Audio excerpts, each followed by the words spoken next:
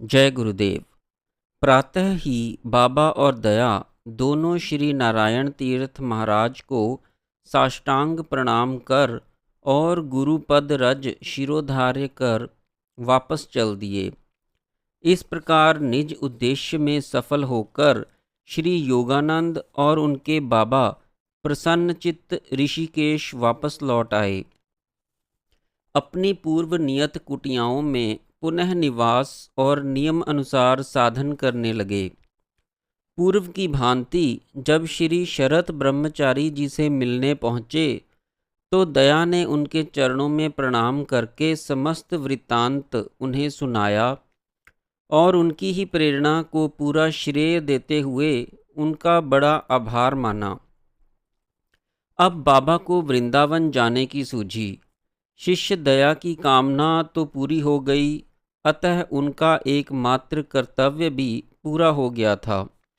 अब वे भगवान कृष्ण के दर्शन को छटपटाने लगे।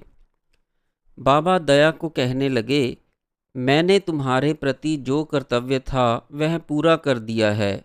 मुझे वृंदावन से आए बहुत दिन हो गए हैं। मुझे वहाँ जाना है। तुम्हें साधना करनी है, तुम अपनी साधना में जुट जाओ। अब मैं जाता हूँ। यह सुन दया बाबा के पैरों से लिपट गए और कहा, महाराज, यह सब कार्य आपके प्रयत्न और आशीर्वाद से ही बना है। यदि आप सहारा ना देते तो क्या होता। वृंदावन धाम जाने से मैं आपको नहीं रोकता, परंतु शीघ्र वापस आ जाइए। मैं आपसे पृथक नहीं रह सकता। बाबा बोले, मैं तुझसे पृथक कैसे होऊंगा।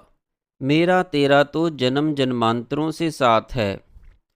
भगवान की दया होगी तो इसी जन्म में हम दोनों मुक्ति पा जाएंगे, तभी साथ छूटेगा। कभी तू वृंदावन आ जाया करना और कभी मैं इधर आया करूँगा। गंगा माता से विलग मैं भी नहीं रह सकता। तुझे महायोग पर पुस्तक भी तो लिखनी है, उस कार्य को भी पूरा करना ना भूलना। श्री योगानंद जी ने बाबा से पूछा, महाराज, दीक्षा देने का कार्य भी तो करना है, उसे कैसे प्रारंभ किया जाए। बाबा ने उत्तर दिया, मुझे दीक्षा देने लेने से कोई प्रयोजन नहीं है। मुझे कोई शिष्य नहीं बनाना। एक ही शिष्य बनाकर निहाल हो गया हूँ। तूने ही कितने कष्ट दिए, सारे भारत में भरमाया। ना जाने कितने योगी महात्माओं के सामने तेरे लिए गिड़गिड़ाया कि तुझे योग सिखा दें। योग तो तुझे सीखना था और खुशामद मुझे करनी पड़ती थी। सो मुझे तो केवल अपना गुरु मंत्र हरे राम हरे कृष्ण ही जपना है और कुछ नहीं करना। तू चाहे दीक्षा दे, चाहे योग साधना कर, मेरा आशीर्वाद सदा तेरे साथ है। तू तो निर्द्वंद्व हो, साधना में चित्त लगा। बाबा इसके बाद वृंदावन चले गए। श्री योगानंद जी का इससे पूर्व भी प्रधान लक्ष्य साधना करना ही था। स्वर्ग आश्रम के महंत स्वामी आत्म प्रकाश जी से परामर्श लेकर ब्रह्मपुरी में एक कुंड बनवाया था और गंगा तट पर स्वामी राम तीर्थ जी ने जिस पत्थर पर तपस्या की थी उसी के निकट साधना करते थे। परीक्षण की दृष्टि से वहाँ उन्होंने एक चूहा, एक बिल्ली, एक सांप और एक शेर भी पाला था, जो कि एक साथ रहकर क्रीड़ा करते और अपने अपने स्थान को चले जाते थे। ब्रह्मपुरी में ही आपने पर काया प्रवेश का प्रयोग भी किया था। कीड़ों को मारते और फिर उन्हें फिर जीवित कर देते थे। वे अपने प्राण पाकर अपनी पूर्व स्थिति में आ जाते थे। एक बाबूराम नाम का सेवक भी था, जो रसोई बना देता और साधना के समय रखवाली करता था। 5 घंटे शीर्षासन करते समय यही बाबूराम छत में बंधी रस्सी से इनके पैर बांध देता था। घड़ी उसके पास रहती थी। ठीक 5 घंटे पश्चात बंधन ढीला करता और सहारा देकर सीधा खड़ा कर देता था। यह सब शक्तिपात दीक्षा लेने से पूर्व की बातें हैं। अब स्वर्ग आश्रम की कुटिया में ही आपने साधना प्रारंभ की। आप 14-15 घंटे तक साधन में बैठे रहते। कभी कभी तो ऐसा भी होता कि 2-2, 3-3 दिन तक निरंतर बैठे ही रहते थे। इस साधन काल में आपने अनेकों सिद्धियां भी प्राप्त की और कितने ही चमत्कार किए।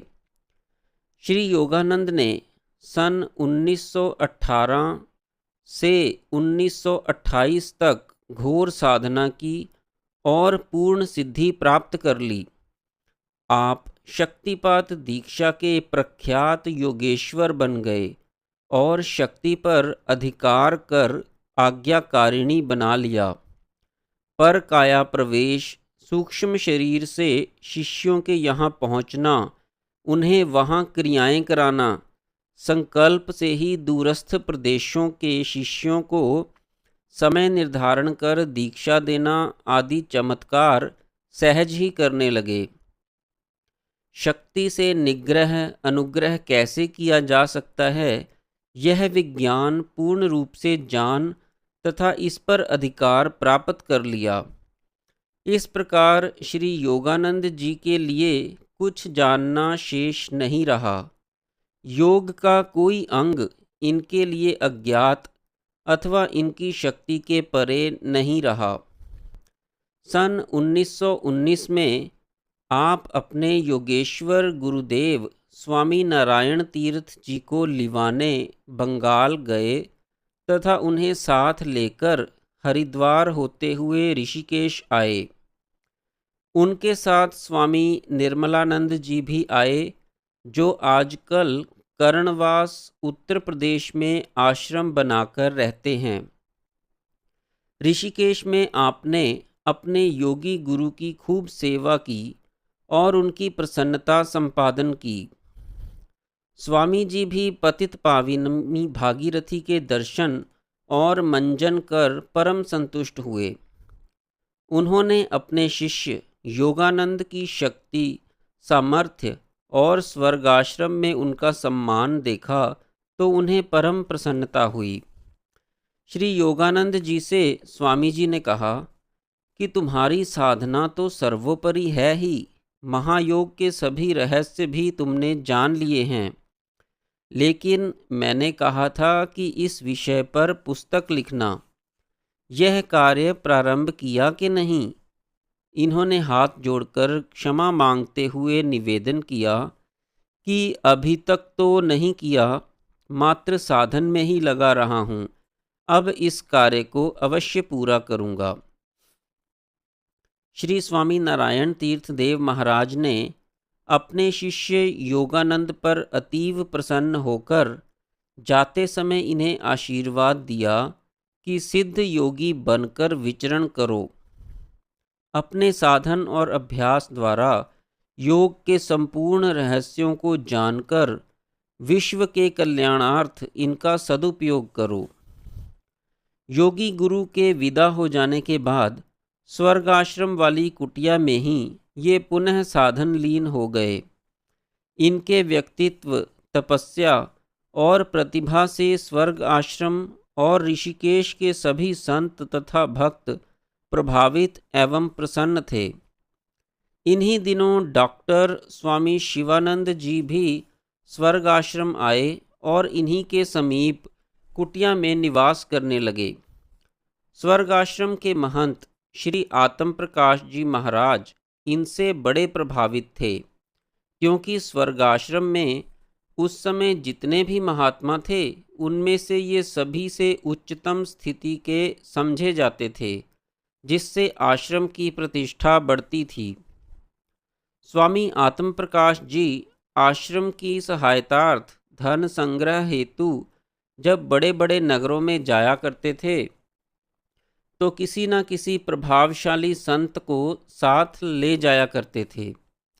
स्वयं उनकी महिमा तो थी ही, परंतु साथ में सिद्ध महात्मा से वह अत्यधिक महत्वपूर्ण बन जाती थी। वे इनसे भी साथ चलने का आग्रह करते, लेकिन दया बहुधा टाल जाते, क्योंकि इस प्रकार की यात्राओं से साधन में बाधा पड़ती है। सन 1920 में महंत जी के आग्रह पूर्वक आपको अपने साथ कलकत्ता ले गए, जहां आपने बड़ा चमत्कार दिखाया। महंत आत्म प्रकाश जी इनसे बड़ा आग्रह करते कि भविष्य में इस स्वर्गाश्रम की भूमि की बड़ी भारी कीमत होगी, जिसे सुनकर साधारण साधु महात्मा इसे खरीदने की सोच भी नहीं पाएंगे। इसलिए आप जितनी आवश्यकता हो ले लो, फिर ऐसा अवसर नहीं आएगा। पहले भी तुमसे कहा, पर तुम टाल देते हो, यह अच्छा नहीं है। यह बात इन पर कुछ असर कर गई और इन्होंने अपनी कुटिया से लगी हुई जितनी भूमि मांगी, उतनी ही स्वामी जी ने इन्हें दे दी। भूमि लेकर उसका तारों से घेरा बनवा लिया। एक शिष्य आगरे के प्रसिद्ध वकील मुंशी कालिका प्रसाद फतेहाबाद वाले के पुत्र श्री गौरी प्रसाद जी इनके शिष्य थे, जो उस समय उत्तर प्रदेश के सेशन जज थे। उन्होंने आग्रह करके उक्त भूमि पर गुरु जी के लिए एक बंगला नुमा कोठी बनवा दी। इस कोठी में योगानंद जी ने बहुत काल तक निवास किया। यहाँ अनेकों शिष्यों की दीक्षा संपन्न हुई। लेखक के गुरु महाराज ने भी 30 जून 1933 में इसी स्थान पर दीक्षा ग्रहण की और उन्हें अभूतपूर्व क्रियाएं तथा कितने ही रहस्यपूर्ण चमत्कार हुए। जय गुरुदेव।